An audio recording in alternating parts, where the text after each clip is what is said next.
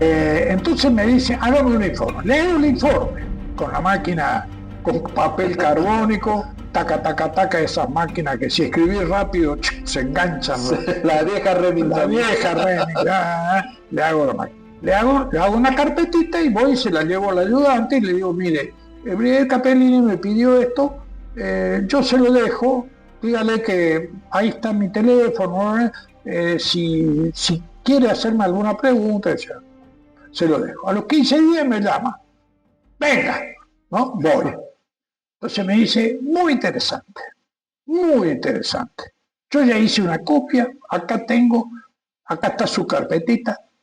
Acaba de leer, Dios existe, Dios existe. Dice, acaba de llegar un comodoro que viene de España, se llama Ernesto Crespo. Vaya a hablar con él, está en el piso ¿cómo? Está en este piso, está a mis órdenes, vaya a hablar con el comodoro. Voy a hablar con el comodoro. De entrada nomás, parte para el señor comodoro, el comodoro Crespo. Sí, capitán fulano tal. Sí. Señor, el brigadier me dijo que venga a ver con usted. ¿Por qué asunto es? Bueno, es un estudio, un trabajo que hice yo, una documentación. ¿De qué se trata? La utilización de aviones civiles armados en el campo táctico en operaciones ofensivas. Me dice, juro por Dios. Yo te voy a explicar cómo se hace esto, pibe, me dice, ¿no? Sí, entonces a mí se me escapa una sonrisa. Me dice, ¿qué pasa?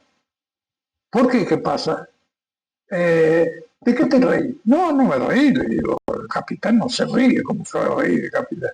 ¿Cómo no se ríe? Yo te estoy mirando, Le digo, no, puede ser que una sonrisa, sí, puede ser. ¿Y qué risa, sonrisa? ¿De qué le hace gracia al capitán cuando el comodoro habla? Bueno, es algo que usted dijo, que me llama la atención, señor comodoro. ¿Por qué? ¿Qué te llama la atención? Digo, dígame, ¿cuánto tiempo pensó usted, antes de que yo entre, en operaciones ofensivas, en el campo táctico con aviones civiles armados? ¿Cuánto tiempo de su vida le dedicó usted a este tema? Nunca. ¿Y usted me está por explicar a mí? Bueno, explíqueme. Explíqueme. Yo ahora soy todo oído, todo ojos, cierro la boquita, no me río ni me sonrío. Pero usted explíqueme. Se quedó mirándome. Los que lo conocieron a Crespo están diciendo, y escuchen esto, y dicen, era así, él era así. Bueno, dice, tenés razón, pibe, tenés razón. Y veo que, porque yo antes le había dicho, no, señor, no perdamos el tiempo, y me dijo, no, esta reunión, si el capitán no se banca y no dice qué le causa risa o sonrisa, la reunión se terminó. Entonces yo, bueno, busqué la forma elegante. Sí. Bueno, terminamos. Me dice, a ver, ¿cuánto tiene? Y tantas hojas. Bueno, a ver, se pone los anteojos. ¿Querés café? Bueno, sentate. Si querés, sentarte, me siento. Y pues, te puedo hacer preguntas con cara ya de risa, ¿no? Bueno, terminamos amigos. Terminamos me hizo preguntas inteligentes, demostró interés por el tema. ¿Y qué pasó después? No nos vimos más. Pero a él lo designan en abril o marzo, fines de marzo del 82, lo designan jefe de la Fuerza Aérea Sur y le dan un Estado Mayor. Y el tipo, escrito, fulano, mengano, sutano. Y el tipo dice, este no lo quiero, este sí, este, en lugar de este lo quiero este. Y además lo quiero, el capitán puede salir. Quiero que venga y quiero que se ocupe. Me llama y me dice, tenés que hacer algo que no esté en los libros de la guerra. Inventate algo. vos y yo sabemos que vos sos un tipo para hacer eso. Yo ya había, yo estaba yéndome a hacer simulador a California. Yo volaba MD en ese momento, ese avión largo, silencioso, bueno, en Australia. Y cada 6 meses, como todo piloto de línea, tenía que hacer una serie de cosas. Instituto, examen psicofísico, controles y simulador teórico, práctico, Entonces, estaba en esa parte y tenía 3 o 4 días después me iba a California, a la fábrica, a hacer simulador. MD 80 y 88 eran, ¿no? 80 y 88 eran. 80, 82, 83 y 88, sí. Fue evolucionando. Entonces, voy a la empresa, cuando me entero, el 2 de abril, me emociono, digo, la flauta, bueno, que si acá le mojamos la oreja al león, el león va a venir y va de guerra. Claro. Entonces voy a la empresa, estaba Toto Maggi, un tipo que también había sido de la Fuerza Aérea, y le digo, Toto, te devuelvo los pasajes, te devuelvo los dólares que me habían dado de viático para ir a California, manda otro porque yo me voy con la Fuerza Aérea. ¡Ay, otra vez vos, flaco! Ya, porque en el 78 me habían llevado de OCA. Claro. ¿no? Entonces, otra vez, ¿por qué siempre vos? Porque yo me siento cómodo con esta cosa. A mí me gusta, yo soy para esto. Bueno. Entonces, bueno, ojo que por ahí después vas a perder la habilitación. Mirá, no sé si la empresa te va a tomar. Bueno, eso no es lo más grave que me puede pasar, le digo. Bueno, así lo hicimos. Hablé con Crespo me dijo, señor, le digo, yo ya me desprendí de Austral, estoy en la fuerza, pero para volar aviones de combate, no, me dice, vos ponete a hacer esto que yo te digo, inventate algo que... Y ahí salió operaciones que yo no sé si hayan existido en otro momento en el mundo, creo que no, pero usar aviones civiles para muchas tareas. Eso dependía de las características, sobre todo de la velocidad. Por ejemplo, los Learjet, que eran un montón, y el Hawker Siddeley de YPF, que era un gran avión, con 2 equipos, en esa época se llamaban BLF, de Very Low Frequency, y no eran como es el GPS ahora que toma señales satelitales, eran terráqueas, había 7 antenas en el planeta Tierra y se había inventado el sistema para dirigir los submarinos nucleares con el sistema. No era en esa época no era tan preciso como es ahora. Bueno, y además, se sacó de terráqueo a satelital para evitar que un grupo de comando vaya y lo rompa la torre y te quedes sin comer. Solamente Aclaremos una cosa, el Learjet es un avión a reacción pequeño, generalmente son 12 pasajeros. Sí, o menos, depende de la configuración. Claro. Y el tamaño, porque hay 24, 25, 30, 35, 36 y hay más modelos. Con las turbinas atrás del fuselaje. En la popa. Claro, son aviones ejecutivos. Son aviones ejecutivos, claramente, son para eso. Ojo, en Estados Unidos he visto algunas fotos con misiles aire-aire. ¿Sí? Porque allá también tienen, tienen sus paes. Bueno, y entonces estuviste viendo qué tipo de aeronaves podías incorporar. Bueno, el lote más numeroso eran los Learjet, y el Hawker Siddeley, que eran aviones de 900 kilómetros por hora, que podían simular un eco siempre que no emitieran, que no encendieran el radar.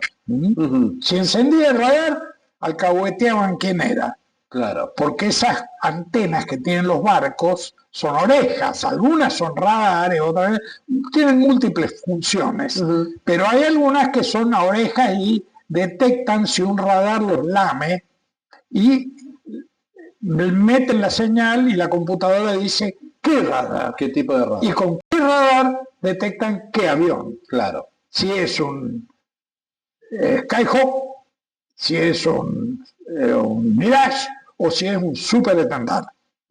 Entonces, la amenaza deja de ser si ellos descubren que es un Learjet que viene desarmado Claro. a joder. Claro, digamos que si no prenden el radar, por velocidad y por velocidad puede pasar tranquilamente como un avión de combate. Sí, claro. Esto es lo que sucedía mientras no encendían el radar, que al principio los civiles no entendían bien, pero déjame que mire, no prendas el radar, no alcahuetes. Claro. Pero bueno, funcionó. Yo después le pedí al brigadier, le dije, bueno, ya están repartidos todos los aviones, que eran más de 30, lo mejor de la aviación general argentina. Ajá. Sí. Quedaron 2 Learjet que no entraron en el lote, uno de Salta y otro de Tierra del Fuego, pero después el de Salta se incorporó. Ajá. Yo lo había desechado porque le faltaba hacer un boletín, que había que hacer un boletín porque tenía un defecto que a BMO, la velocidad máxima operativa, cabeceaba. El avión cabeceaba. Entonces había que hacer un boletín para corregirle este defecto que tenía. Y 2 pilotos antiguos, viejos, jubilados de Austral, Alan Whittington, veterano de la Segunda Guerra, más de 60 años, capaz que 70 años, y Restituto Sinisbaldo Holguín, los 2 comandantes jubilados por edad de Austral, se ofrecieron para hacer el boletín.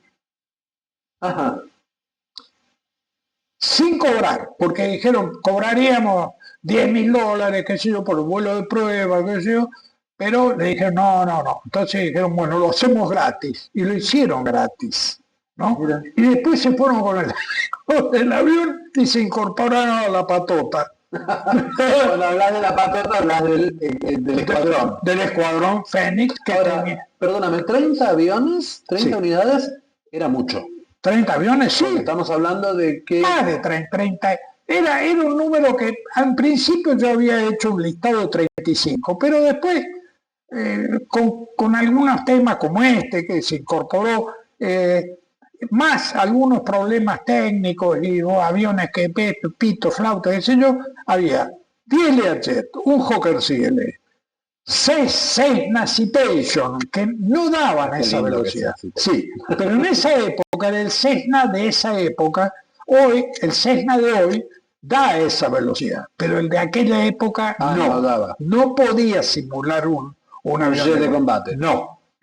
Estaba un Merlin Metro de Astilleros Alianza. Metro, perdóname, es de biturbohélice. Turbohélice, sí. Con mucha autonomía, tiene un montón de autonomía. Ideal para la República Argentina, ¿saben? Sí, ideal para volar en el mar y estar vigilando que no mandaran tropa a incursionar en la costa, ¿no? Cosa que ordenaron que lo hicieran en la Tierra del Fuego. Claro. Orden de Thatcher. Claro. Sí, lógico para una situación de guerra. Por supuesto. Claro. Bueno, yo, había 4 Turbo Commander, había varios Mitsubishi, 3. Mitsubishi. Sí, 3 Mitsubishi, que hubo uno que hizo 4 vuelos llevando Pucará desde Puerto Santa Cruz, donde estaban basados los Pucará en el continente, a Malvinas, cruzando armados ya para incorporarse a la dotación de la isla, ¿no? Bueno,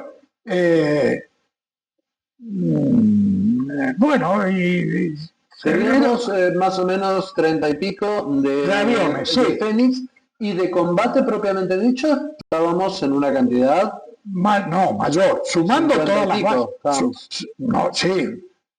Creo que más. Sumando todas las bases, Canberra, M5, M3, Sí. A4, B, C y Q de la Armada. Eran como 70 aviones o Ajá. más, sí. A lo cual le sumábamos estos ecos, entre comillas, Sí, que daba sí. una idea de Estos ecos, superioridad aérea claro, importante. que podían joder día y noche. Claro. ¿Mm? Más 4 de Paraná que incorporó la fuerza, que eran fotográficos. Learjet, modelo Ajá. 35, como era el de Loma Negra, y el de Bungeibón era modelo 36, era intercontinental, equipado con 2 equipos BLF, como el Hawker Siddeley, eran los 2 mejores aviones. Y después tenía el Learjet modelo 35, 24 y 25, Ajá. que eran de menor autonomía, pero eran el mismo avión, un poquito más chico.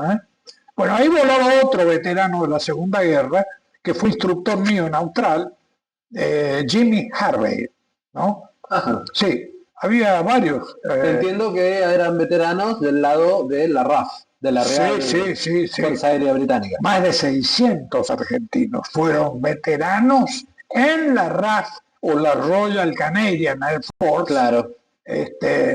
Más de Sí, un 6. par de quilmes, ahí me sale el, ¿Sí? el quilmeño de adentro.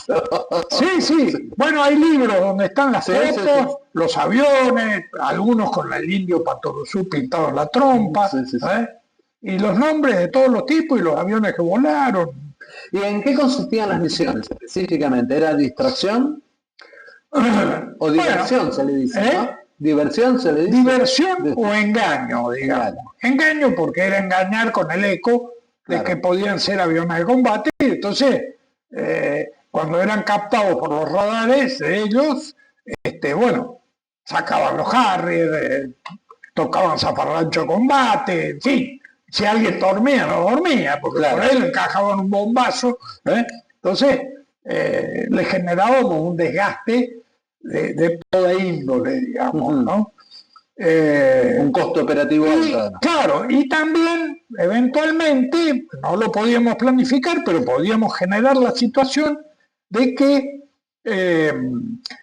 salieran para un lado y resulta que el ataque verdadero venía por otro. ¿no? Darle más tiempo a los aviones verdaderamente atacantes, que eran A4, B, C, Q y M5, M3, Canberra.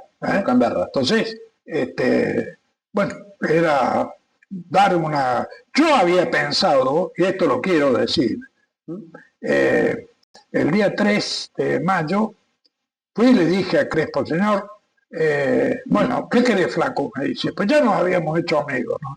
Y él estaba muy agradecido, me tenía en una bandeja, le digo, quiero ir a volar un avión de combate. No, me dice, estás viejo. Tengo 41 años, señor, le digo. Ahora tengo 83, pero en ese momento tenía 41 años. Le digo, los jefes de escuadrón son compañeros míos, le digo, acá hay alumnos míos, yo fui instructor de vuelo. Bueno, no, estás viejo, dejate nada, yo quiero que andes por acá, porque pi. Bueno, entonces me largó con eso. Y al día siguiente me mandó a llamar, yo me fui enojado. Pero no le dije, no, porque no era momento. Claro. Caían aviones, se hundían barcos. No era el momento para ir a hacer un planteo personal. Yo quiero ir. No, bueno. Entonces, pero él me mandó a llamar y me dice, mira, yo sigo pensando que estás viejo y que no deberías ir, pero te necesito para otra cosa. Y después me contó. Bueno, me dice, pero el Estado Mayor, todos los comodoros dijeron, sí, al flaco, sí, mándelo a volar Pucará, a él le va a gustar ir a volar Pucará. ¿Querés ir a volar Pucará? Sí. Bueno, te vas a Santa Cruz, yo voy a ordenar que te hagan adiestramiento, que te hagan el vuelo solo y te declaren apto para el combate. Y ya vemos lo que hacemos. Yo te voy a dar la orden para que cruce a la isla. Bueno, eso hice.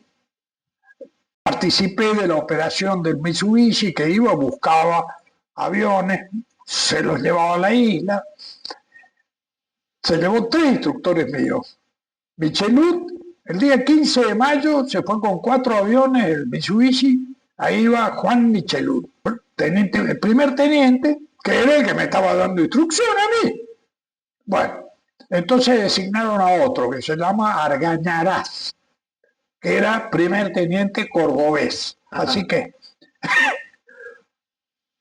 el 27 de mayo, Argañarás partió para la isla. Me designaron otro instructor que se llama Martínez Chávez, primer teniente también. Al día siguiente, Martínez Chávez a la isla, con aviones. Bueno, y siempre con el Mitsubishi, claro. Quedó un avión y medio en Santa Cruz. Entonces, yo ya iba viendo la guerra, cómo era, ya era fines de mayo. Hablé con el jefe de la base, que era el Tano Giampaoletti. Habíamos volado Gloster en los años 60, nos conocíamos bien. Y le dije lo que pensaba, le dije, mire, me parece que el Pucará está muy... No, el Pucará y cualquier otro avión, los de la Armada, estaban muy expuestos en la isla, no tenían nada, el pelado, ¿verdad? Entonces la artillería naval a la noche se acercaban, cañoneaban las pistas, preferentemente las pistas, sobre todo la pista de Puerto Argentino, y aunque no le acertaran el cañonazo justo, pero la proximidad de la explosión hacía que esquirlas y piedras rompieran, ensuciaran y rompieran los aviones. Era un desastre en la mañana siguiente, había que lavarlos, taparle los agujeros, ver qué soluciones tenían. Entonces dije, el avión es biplaza, pero no debería ser biplaza porque acá no tiene sentido que sea biplaza. Entonces podemos sacar el asiento, un gran asiento eyectable, limpiar todo, pedales, palanca, tablero, palanquitas, todo, sacar todo, poner tapitas donde había agujeros y poner un tanque de combustible conectado con el tanque central del Pucará y darle autonomía para operar desde el continente con buen mantenimiento, con no cañoneo, falta de cañoneo nocturno, y operar, y ahí me iba a aprender yo, operar con esos aviones monoplaza, con más autonomía, con otras 2 modificaciones, una en la rueda de nariz, porque la rueda de nariz tenía un defecto y había aviones que se le había metido la rueda de nariz, con potencia, porque la turba, la pista de Darwin era de turba. La turba es esponjosa. Yo he caminado en la turba porque hacía vuelos a Malvinas en la operación Seducción de los años fines de los 60. Sí. Bueno, el asunto es que... Y también el tablero de armamento. El tablero de armamento con el cual venía el avión de fábrica era un tablero... perdón por los ingenieros, pero no era un tablero operativo para la guerra, mucho menos para atacar a un blanco que se defiende como es un punto muy artillado. Claro, ellos ponían como un buque, por ejemplo. Claro, un buque de guerra que además ponían al cocinero con una ametralladora a tirarle al avión que venía. Claro. ¿No es cierto? Entonces, tenía que tener un montón de características. Entre ellas, la gran capacidad de absorber impactos y seguir volando, ¿no? El Pucará la tiene. La tenía y la tiene. Porque fue fabricado así, con ese requerimiento. Patas largas para poder aterrizar en un campo con sandías y despegar, con las cubiertas reventadas, los amortiguadores perforados. ¿Por qué? Porque había pasado sobre la guerrilla, en la selva, y la guerrilla le había tirado con todo. Pistola, escopeta, fusiles FAR, lo que sea. Entonces, bueno, se la bancaba. El tanque era autosellante. Claro. Los aviones norteamericanos no sé si tienen eso. No lo sé. Los nuestros tienen capacidad antibuque, no lo usamos con capacidad antibuque. Probamos torpedos durante sí, efectivamente. Marcialetti, un chico más moderno, piloto de prueba de la fábrica, hizo varios lanzamientos de torpedos bobos que le dio la Marina, pero que eran del año del Quinoto, Claro. bobos, para barcos que se mueven a 30 nudos, tienen turbinas, le dan así, ¡pum!, 30 nudos, le dan así, ¡pum!, gira sobre sí mismo. Claro. Una da para adelante y la otra para atrás, y el barco tiene una movilidad espectacular, que no la tiene el crucero Belgrano, No, bueno, claro. pero sí la tienen estos barcos, ¿no? Estas fragatas de aluminio, digamos. Claro, son mucho más ágiles. Sí, sí. Entonces, Porque bueno, digamos que los que atacaron buques de superficie fueron los Skyhawk, los Super Étendard y los Mirage. los Skyhawk, Los los Skyhawk. M5 y Sí. los Étendard. Claro. Y después el Chipa que se los encontró en la observación. Perdón. El de Owen Chipa que se Owen Kripa. no, Kripa, perdón. El Aermacchi. El Aermacchi. El Aermacchi, avión de entrenamiento. Que Sí. tuvo una incursión, pero Sí, fue una sorpresa para él. Él no sabía lo que iba a estaba haciendo hacer. otra cosa, digamos. Sí, Claro. me parece bárbaro. Y además me gustó mucho, no sé si escucharon lo que dijo en el Senado. Me gustó mucho. Me gustó mucho. Sí. Se emocionó, se le Sí. cayeron las lágrimas, pero me gustó mucho. A nivel humano me gustó. ¿No? Un soldado y un tipo con sensibilidad, ¿no? Absolutamente. Sí. Las operaciones, las misiones Sí. del Fénix, Sí. ¿eran específicamente de distracción y desgaste o además se hacía El inteligencia? grupo de aviones rápidos, Sí. que eran los Learjet en todos sus modelos, pero algunos tenían autonomía para ir, joder y volver, Ajá. y otros estaban, si salían a hacer eso, volvían Al límite. con el aire, sí, con el olor del combustible, ¿no? Bueno, así que bueno, algunos se usaron más, otros se usaron menos, pero igual se podían usar, porque Claro. nosotros sabíamos que nos estaban espiando de atrás, Claro, pero no sabían qué avión era. claro. Ellos desde atrás veían ecos que despegaban y salían, pero no sabían quién era. Y daban el aviso. Estoy pensando, generalmente lo que uno ve en las filmaciones, Sí. en los videos, es una salida en formación, ¿no? En aviones militares saliendo en pareja, por ejemplo. Sí, ¿Los aviones estos tienen esa capacidad de salir dos Learjet al mismo los tiempo? aviones civiles Sí. sí pueden. Ah, Sí, pueden también. tiene que estar capacitado Claro, el piloto, los pilotos, tiene claro. que haberlo hecho. Yo sé Claro. que en algún caso que fue tripulación mixta, Sí. el comando, te hicieron despegue en formación y un poco de vuelo en formación. Normalmente no. Ujú. Pero ojo que a veces no salían en formación, a veces salían de a uno. Ajá. ¿Por qué? Bueno, porque a veces iban muy pesados por combustible y armamento, Ah, los M5, los A4, y a veces salían espaciados para poder abortar. claro. ¿Por qué? Pues bueno, te va a ver, Sí, puede algo te pasar pasa, algo. ¿viste? Revienta una cubierta, se te bajan las vueltas de motor, el único que tenés, bueno, abortás y frenás, pero si tenés un tipo que viene Al lado no podés. rompés dos aviones y matás dos tipos, ¿viste? Claro. Entonces, a veces despegaban. Espérate, despego yo y cuando yo estoy ahí metiendo Después tren, me alcanzás ahí, y hacemos claro. Entonces, más tranquilo, ¿viste? Para poder tener la capacidad de abortar, que es importante Sí, tenerlo, más que ¿viste? importante. Y sobre todo para conservar lo más importante del avión, que es el piloto. Claro.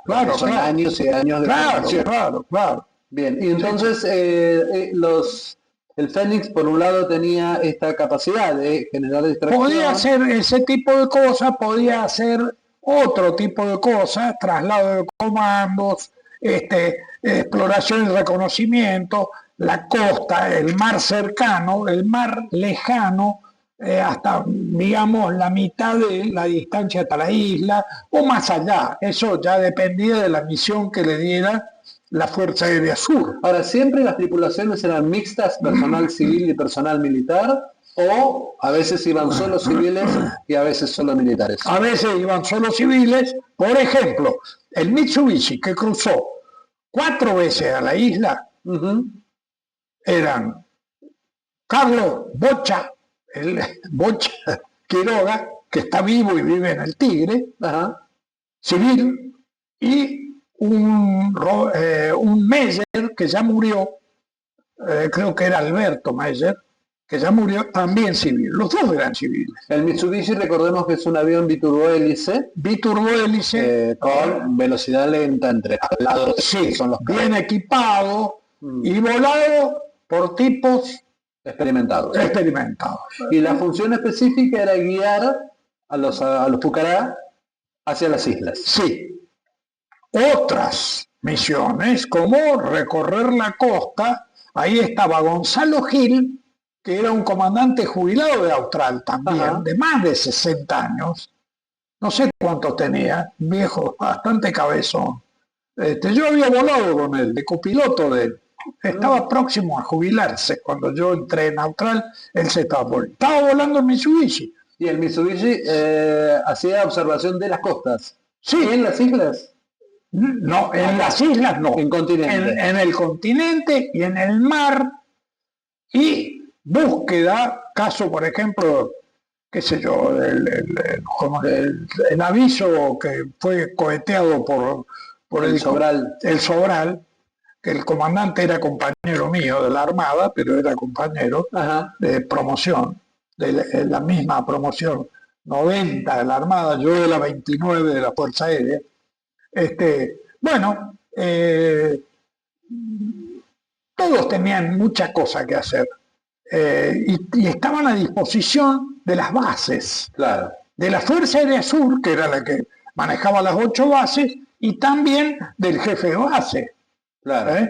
Yo en un momento le dije a Gianpauletti, me parecía que los aviones estaban, que había que operar el Pucará desde el continente, donde podía estar más protegido, que no los destruyeran Claro. a la noche, cañoneo. Bueno, entonces, bueno, me fui con un Aerostar que se incorporaron al grupo, era la reserva operativa, eran nasteros, Ajá. muy rápidos, a la media, unos aviones nuevos todos, eran como 7 u 8.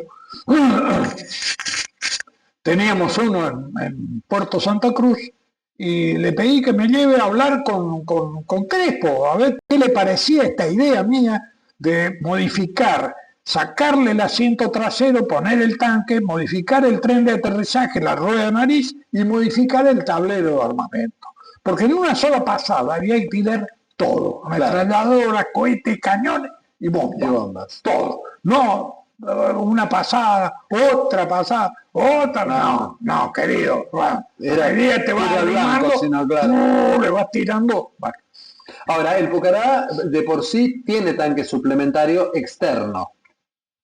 Sí, lleva abajo, por decirlo de una manera, ¿no? Perdón por la falta de léxico técnico, pero lleva abajo. Y en este caso iba a ser, además de eso, el tanque atrás del... Claro, una innovación total. Porque si lleva tanque suplementario externo, pierde estaciones para colgar armamento. Claro. En cambio, si lo ponemos adentro, tiene las estaciones para llevar más armamento. Más armamento.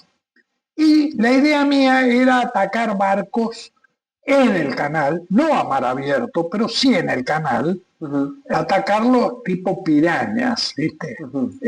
Íbamos a hundir barcos. Seguro que nos iban a bajar algunos. Bueno, a los A4 y a los M5 también le bajaba. Al único que no le bajaban era al Etendard. ¿Por qué?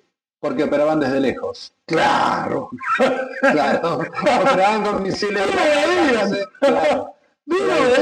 Los otros eran de combate más, Los entre otros comillas, cuerpo a cuerpo. le veían los bigotes a los marinos que le tiraban con la Claro, soldadora, ¿no? claro. Claro, es otra cosa. Claro. Ahora, los que estaban totalmente desarmados era el escuadrón. Esos Sí. no tenían absolutamente nada. ¿Hubo seguimiento, enfrentamientos?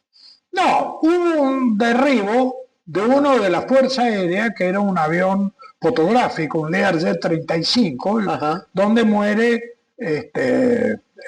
Chupete de la Colina, Petete, le decíamos, yo le decía, los civiles no le decían, pero yo era Claro. amigo de él. Y del copiloto, que era Juan José Falconier, Ajá. un tipo que estaba fascinado con las ideas, porque él me acompañó en el edificio Cóndor cuando yo estaba armando Claro. el escuadrón, ¿no? Muy buen chico, una monada. Hay una famosa carta que él le dejó a los hijos, que vale la pena Rescatarla. Sí, sí, sí, una linda carta. Le dejó como legado por si moría, y murió. Y salió a la prensa, sí. Bueno, Ese avión fue derribado por un avión por la británico. no, fue la fragata Exeter que estaba en el canal y estos estaban volando a muy gran altura. Ah, Yo no hubiera ordenado esa operación porque, bueno, además sucedió que como iban a gran altura, los vientos en altura son muy fuertes y van siempre desde el oeste hacia el este, por la rotación de la Tierra. ajá. Entonces, si vos levantás un globo aerostático, un globo de cumpleaños de gas, en Sí. Chile siempre viene para la Argentina. Ah, Si vos lo levantás en la Argentina, nunca va a parar a Chile. Porque el viento lo es, si vos vas a Mendoza o vas a Chile, vas a ver que el vuelo es mucho más largo yendo para allá claro, que porque volviendo. claro, uno va en contra de la rotación de otro Claro, no, venís con 30, 40, 50 nudos de viento, de cola o de frente. Claro. ¿No? Me viene a la cabeza los famosos globos aerostáticos chinos que le tiraban y japoneses que le tiraban a los norteamericanos. Sí, Porque hacían ese recorrido precisamente. sí, sí. Bien, Bueno. entonces a ese Learjet lo impacta un misil de una de las fragatas británicas. Sí, la fragata Exeter tenía Sea Dart. Ajá. El Sea Dart era un misil antiaéreo, sí, tierra-aire también. Pero estaba en los barcos, en algunos barcos, y eso, la fragata tipo 42 y otras tenían. La nuestra, Hércules, Santísima Trinidad también tenía. Lo vio venir, venía con altura, o sea, lo detectó lejos, el viento lo llevó demasiado hacia el este y cuando pudo lo tuvo dentro del arco, digamos, del área que le tiró. Eran dos aviones. Ajá. Uno era el Tango 24, el avión de Paraná fotográfico, Lear con la panza cuadrada porque en la panza llevaban cámaras fotográficas. Ajá. Para sacar fotos oblicuas y para sacar fotos verticales. Y llevaban unos operadores de la misión también era fotográfica. Y también iba un avión de matrícula civil, que lo estaban volando en ese momento dos oficiales de la Fuerza Aérea, del grupo de oficiales de Paraná, de la Segunda Brigada. Bueno, la fragata Exeter tiró dos misiles, uno para cada uno. El primero le pegó al avión de la colina y lo bajó, le pegó en la cola, cayó, no podían salir. Claro. Como tampoco podía, en el caso de los aviones civiles, nadie podía eyectarse, nadie tenía paracaídas, nadie podía salir. Todos si le pegaban era boleta. Bueno, el otro misil salió de la fragata Exeter, subió, pero en la mitad de la carrera, o más o menos, estalló. Una autodestrucción, una falla debe haber sido, pero no llegó. No alcanzó al otro lado. No alcanzó, pero era un Lima Víctor, era un avión civil de una empresa, no era un avión. Ay, capaz que me hubieran pasado la factura. Usted nos debe 10 millones de dólares. Claro. Pues no habíamos hecho ningún papelito. Todo fue de palabra. Todo fue de palabra. Hicimos en algún caso un acta, sobre todo el caso de Bunge y Born, porque mandaron, el día que salimos de Morón, mandaron un escribano, Sí, y yo no le podía decir que no. claro. Estaba llevando un aparato, hice un acta, bueno, fabricamos un acta. Sí, sí, que además es lógico. Eso, ¿no? Sí. Es algo lógico. Después yo dije, el edificio Cóndor después se ocupa de la parte burocrática y háganle papeles, qué sé yo, bro. Claro. Es decir, Yo estoy para otra cosa. regularicen esto. Claro. Sí pedí 2 decretos del Poder Ejecutivo. Uno, porque todo el personal tripulante de esos aviones tenía que ser militar. Ujú. Los pilotos oficiales, alféreces en comisión, y los mecánicos suboficiales. Y había un decreto y había otro decreto por el material, por los aviones, ¿no? Bueno, en el 78 no habíamos hecho nada. Con la experiencia del 78, después, Claro. bueno, yo en abril pedí, y antes de salir hacia el sur con los aviones, fui a mis superiores y les dije, che, yo quiero saber si están hechos. Vaya al sur, vaya, está firmado. ¿Lo puedo ver? No, pero vaya, confíe en la palabra del superior. Bueno, me fui. Está firmado los 2 decretos. Bueno, sí. Después de todos estos años y de haber revivido y de haber visto el éxito de la operación, ¿qué qué modificarías hoy o qué planificarías de cara a tener que volver a hacer esto? ¿Qué modificaría? Bueno, no lo sé. Tendría que volver a pensar. Porque hay mucho material de guerra moderno que no existía. Llámese, por ejemplo, y hay grosos ejemplos, los drones. Drones aéreos y drones navales. Ucrania no tiene armada prácticamente. Sin embargo, le ha hundido barcos a Rusia. ¿Con qué?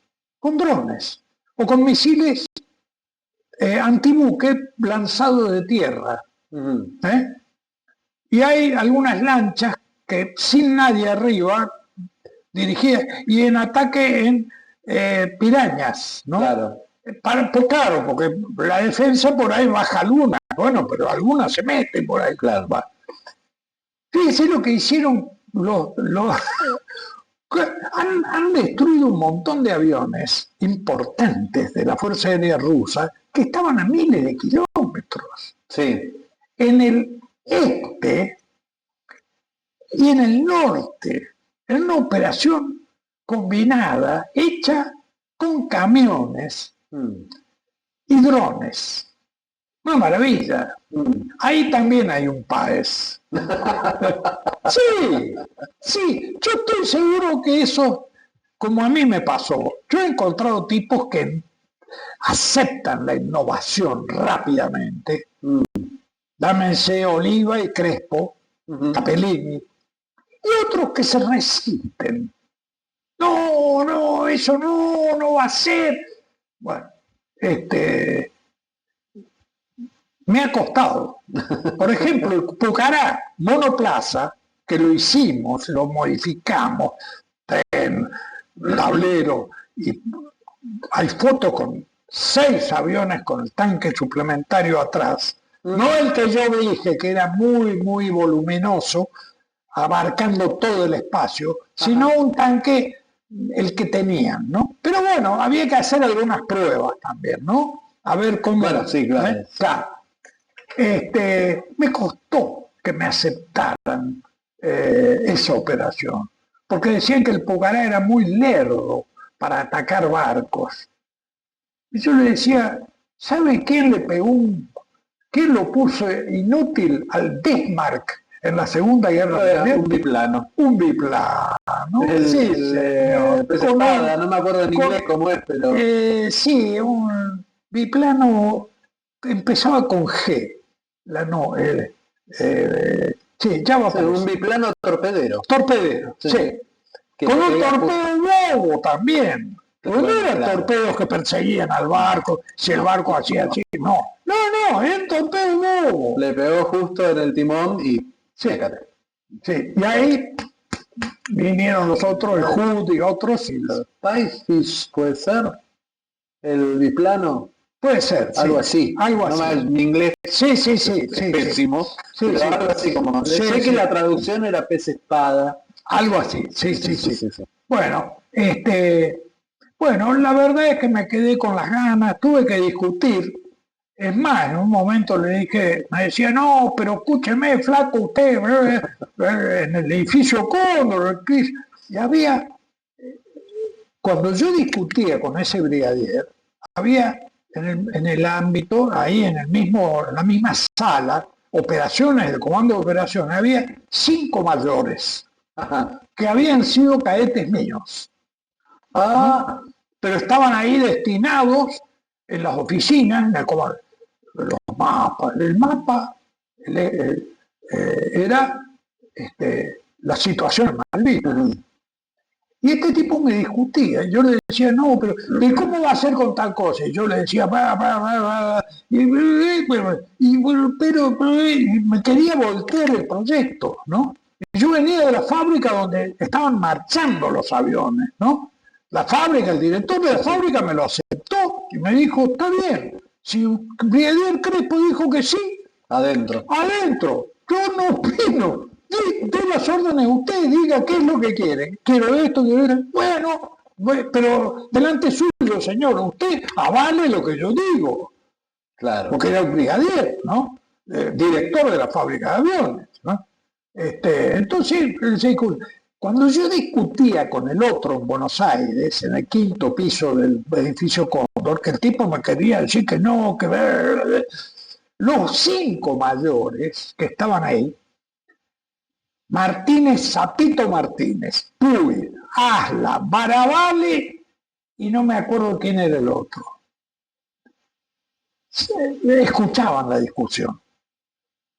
Se fueron despacito, se pararon detrás del brigadier y me hacían...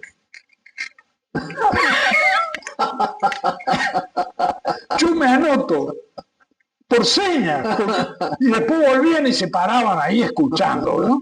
Pero yo le decía, mire, señor, tengo instructores de la Escuela de Aviación, los pilotos de prueba de la fábrica, lo tengo a Müller, lo tengo a Bacareza, y tengo algunos oficiales que usted ni se imagina que son voluntarios para esto. Yo no vine a invitarlo a usted para volar ese Pucará versión monoplaza, operando desde el continente. No viene, usted voló Gloster cuando yo volaba, nos conocimos ahí, pero ¿sabe qué? Estamos en guerra y estamos perdiendo, porque esto ya era junio, ¿no? Estamos perdiendo. Necesitamos urgente mandar barcos al fondo del canal, los barcos de guerra, y dejarlos sin abastecimiento, la tropa de infantería, y darle a la tropa que está sitiando Puerto Argentino. Es decir, tenemos que meternos, y el Pucará es un avión para meterse. Lamentablemente no le pusimos los cañones de 30 que yo pedí que lo pusieran, hicieron uno solo. Sí, señor. Y cruzó el Atlántico un Pucará modelo Bravo con 2 cañones de 30, los mismos que tienen los Mirage, los de Tendar, cañones de 30, 1200 disparos por minuto, rompe 4,5 veces, 4.5 veces más que el hispano-suiza que tiene el Pucará Alfa. Es el estudio de los ingenieros en armamento. Sí. Ese avión Bravo, que hicimos uno, y después no hicimos ninguno más, tenía sistema de navegación radio altímetro, cañones de 30 milímetros, piloto automático y cruzó el Atlántico en vuelo. Fue y se presentó en Farnborough o en Le Bourget, en una de las grandes exposiciones aeronáuticas, se presentó como el avión Coin de la Argentina y pues no hicimos ninguno más. Qué lástima, qué falta de decisión político-militar. Sí, en el fondo, sí. En el fondo, hay gente culturizada para no, por lo que sea, colonización pedagógica que le decía don Arturo Jauretche. Ponele, o mentalidad mequetrefe, ¿no? Pero ojo, acá hubo tipos que hicieron esas cosas antes. Somos nosotros los que un día, en 1816, dijimos, seamos independientes. Y cuando llegaron a su casa, esos tipos que estaban ahí, en Tucumán, las mujeres le preguntaron, ¿y qué decidieron? Y algunos le habrán dicho, acabamos de declararle la guerra a España. ¡Ay, pero cómo! Bueno, ya le dimos la paliza a los ingleses en 1806, después se la dimos en 1807 y ahora tenemos ganas de dársela a los españoles. Entonces se la dimos, como yo se lo dije a un español, yo fui director en Austral, elegido por la gente, y un día discutí en un vuelo, en un jumbo, la primera de un jumbo, con un director español, cuando estaban acá de directores. Y se me hizo el grandecito y le dije, mira, gallego, nosotros a ustedes le dimos la paliza 3 veces. Una vez acá, hicimos un ejército, cruzamos los Andes, se la dimos en Chile, subimos a los barcos, fuimos a Perú y se la dimos en Perú. Si ustedes siguen jodiendo, probablemente tengamos que dársela otra vez. No provoquen, ¿no? Bueno, yo terminé imputando penalmente a todo el directorio en soledad. ¿Por qué? Porque debía hacerlo. No me arrepiento. Lo único que me arrepiento es que los jueces no hicieron lo que tenían que hacer. Un factor común en la República Argentina, desgraciadamente. Sí, señor. Cuento repetido muchas veces. Porque, dicho sea de paso, la administración española de la línea de bandera nuestra fue un desastre. Además que fue un robo, porque se han llevado simuladores, han vendido aviones, han traído... Sí. Bueno, por eso yo imputé penalmente, porque era directora. Además me negaban la información. Además del negocio inmobiliario en el exterior, que también fue cerrar sucursales, ventas. Sí. Y no vinieron los DC-9 que eran de la misma edad que los Mach 111, que no, yo era piloto de Austral. Es decir, yo por hablar con mucha franqueza, en el año 76 fui a parar el retiro obligatorio. No me arrepiento. Tenía razón y años después hubo brigadieres que me pidieron disculpas. Me dijeron, usted tenía razón. Bueno, no voy a volver a esa parte, pero estaban cometiendo errores y después quedó claro que esos errores no se debieron cometer. Se debía ganar todas las guerras, hay que ganarlas, pero sin cometer errores. Por ejemplo, en Malvinas, yo creo que subí y se lo dije al amidoso. Y esto tal vez sea medio primicia. Yo subí a hablar con él. Nunca había hablado con él. Pero un día, a mediados de abril, un barco carguero de Elma, que iba cargado con miles de toneladas, arrugó. Y se metió, en vez de ir de Buenos Aires a Puerto Argentino, se metió en Puerto Deseado. Y golpeó. Sí, hay un libro que se llama Misión Cumplida, donde Jorge Muñoz cuenta lo que hizo cada barco civil que hubo participación de... Sí, sí, sí, sí. Perdieron barcos, perdieron hombres, hubo mutilados, hubo desaparecidos, hubo heridos, hubo prisioneros, hubo de todo. Hubo mujeres radiotelegrafistas que aportaban Sí, información. bueno, Sí, sí. sí, bueno, bueno,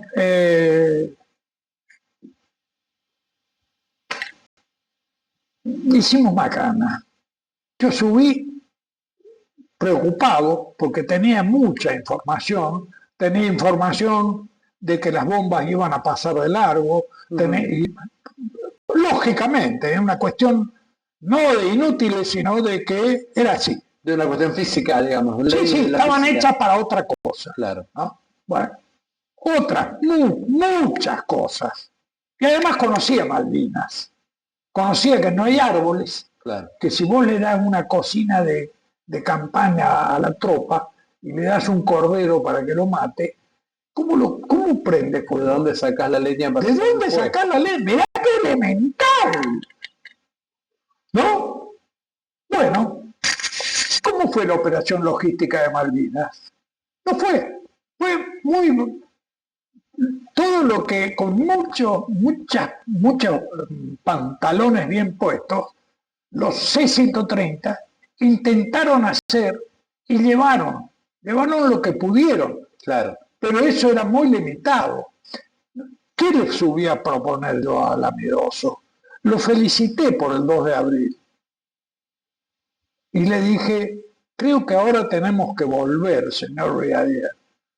No, bueno, pero el plan era ese, señor brigadier. El plan era recuperar y volver.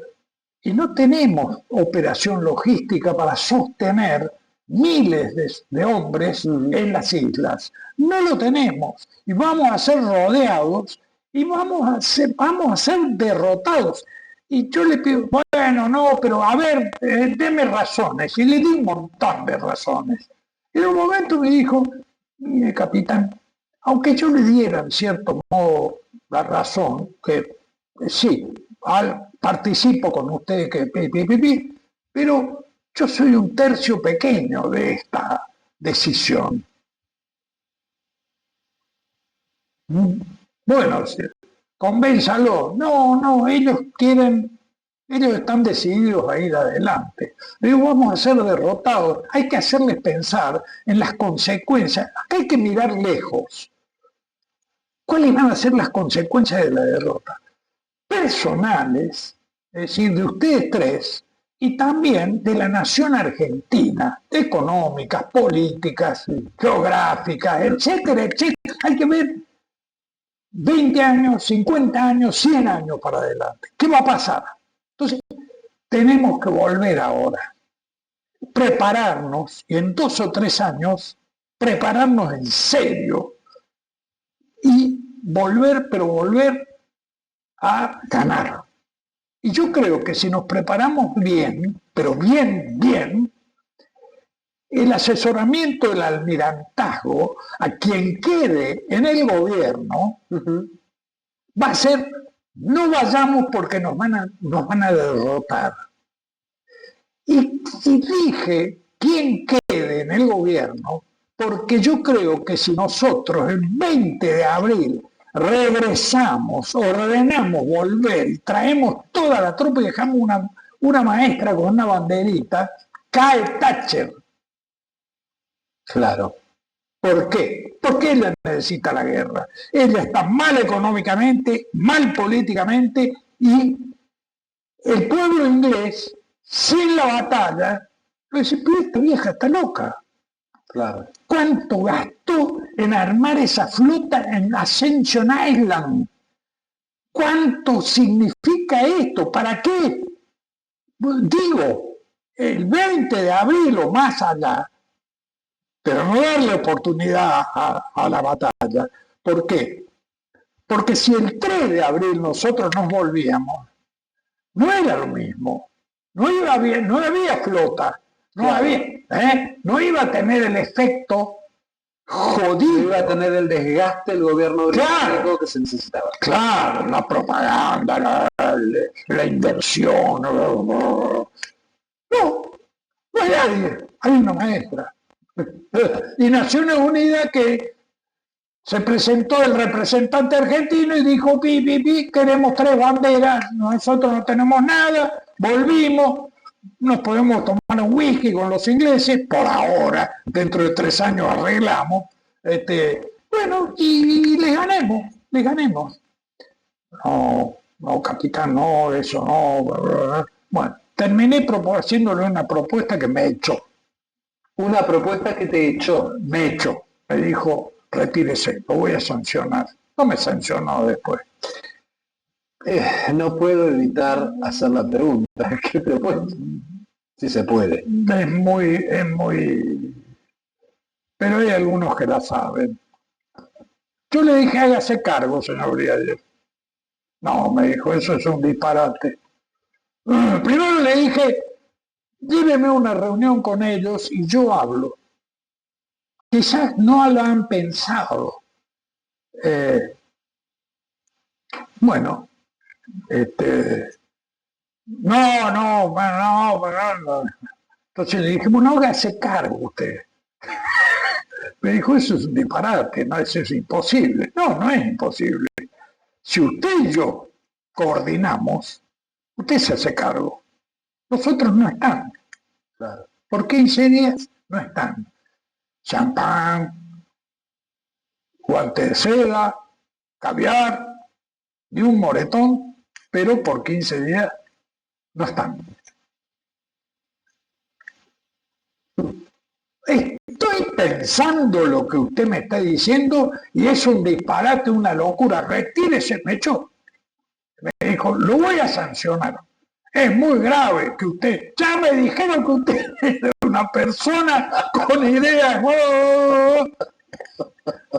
Digo, señor Briader, piense lejos, piense en la derrota y las consecuencias de la derrota. Piensen lejos. No se queden en el hoy y el mañanita. Me echó. Retírese. Qué increíble. Y volví y no se lo conté a nadie. Se lo conté a Falconier, Juan José Falconier, que estaba conmigo ahí en el sótano pensando, viendo él fascinado con las ideas para el Escuadrón Fénix. Y después murió haciendo, como el Exeter lo derribó. Pero bueno, pasó el tiempo, nunca más lo vi, no hablé con Amidoso, pero estuvo procesado, estuvo en situaciones, y un día, en un cóctel, no me acuerdo qué reunión, por qué, en el edificio Cóndor, me puse cerca a tiro de su mirada. No hablé con él, porque seguía siendo brigadier general y yo seguía siendo capitán. Pero me puse como para darle la oportunidad de que me diga, venga y hablemos. Yo no. Y en un momento me miró, yo le hice así con la copa, y él me hizo. Pero el que estaba procesado era él. Claro. Ahora, las consecuencias para la nación argentina sufrimos todos.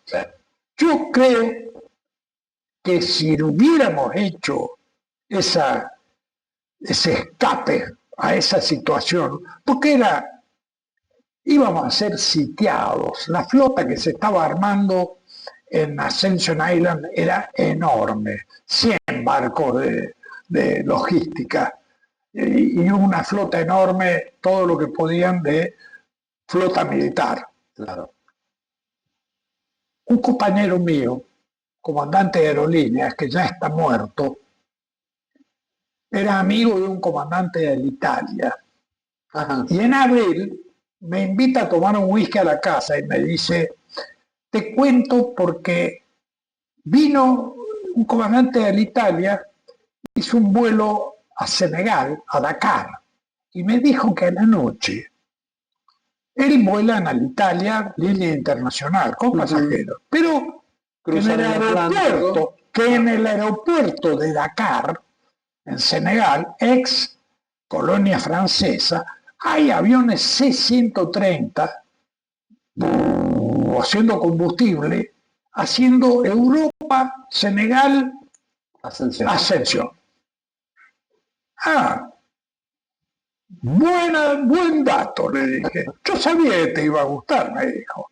¿Y qué te parece que puede? Hay que destruir el aeropuerto con los aviones que vayan a la noche. Una operación subrepticia, encubierta, un grupo de comando, un avión robado, tomado prestado en África, en algún país está Guinea Ecuatorial, que hablan español. Claro. Fue parte del virreinato. Está Muammar Gaddafi, que hubiera colaborado, de hecho colaboró. Y bueno, y tenemos, a mí me gustaría hacer un grupo de 2 de ejército, 2 de marina, 2 de la Fuerza Aérea y una competencia. A ver quién rompe más unidades del enemigo. Sí, a ver quién demuestra más inteligencia. Por supuesto que voy a ir, yo voy a ir. Y vas a quedar afuera. ¿Y sabe cómo lo iba a hacer? Ahora ya no puedo decir algunas cosas. Ya tengo casi 84 años. Estoy más allá del bien y del mal.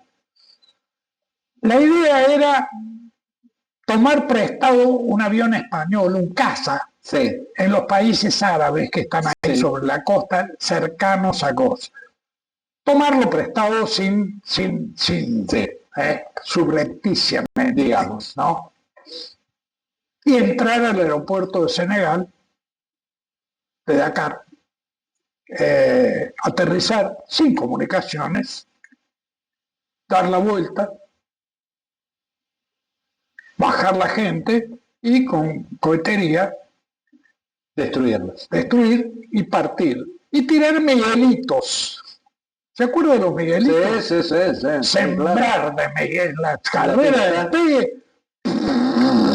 Porque atrás iban a salir aviones a corrernos. El avión era un avión español, caza, que es como un herculito chico, que esos países tenían. Y sembrar para que no nos puedan correr. Claro. Y bueno, un operativo bien criollo, digamos. Para demorarlos. Claro. Para demorarlos. O sea, ¿para qué? Porque necesitábamos tiempo nosotros. Claro. Casi el último día tiramos un misil MM-38 desde un acoplado, desde la costa de la isla, que le pegó al Glamorgan. Una tuvo que volver porque no puede. Ahí muere David Tinkler. Hay que leer el libro de David Tinkler. Era un marino que muere en ese barco, el 13 creo de junio, y el padre hace un libro con las cartas que él escribió a su padre, a sus hermanos, a su amigo y a su novia. Todos los días escribía una carta, diciendo lo que pensaba. Es muy importante. Carta de un marino inglés se llama. Nos quedamos con esa lectura pendiente, entonces. ¿Cuál? De la del inglés. La del inglés. Sí, el que No Picnic. Claro. Los 100 días. Claro, el comandante de la flota admite de que perdió 2 Harrier, posiblemente por acción del Escuadrón Fénix, que en ese caso deben haber sido los líderes de Fuerza Aérea. Claro. ¿Por qué? Porque despegaron con niebla y desaparecieron. No hubo señal Mayday, no hubo ningún pedido de auxilio, no hubo nada, pero hubo 2 Harrier que desaparecieron. Deben haber chocado entre ellos y... Puede ser, por las condiciones meteorológicas, claro. Jorge Páez Allende, mil gracias por tus palabras y te comprometemos para seguirla. ¿Cómo quieran? Yo, en internet hay varias entrevistas, todas de periodistas diferentes. Nunca las pedí yo, pero me parece que lo que yo digo no es para atrás, es para tratar de levantar, es decir, ojalá que mis nietos recuperen Malvinas. Esperemos que sí. Tengo 15 nietos. Por la diplomacia o por la fuerza. Pero recuperarlas. Como dicen los chilenos, ¿por la razón o por la fuerza? ¿Eh? Mil gracias, Jorge. Bueno, gracias a ustedes.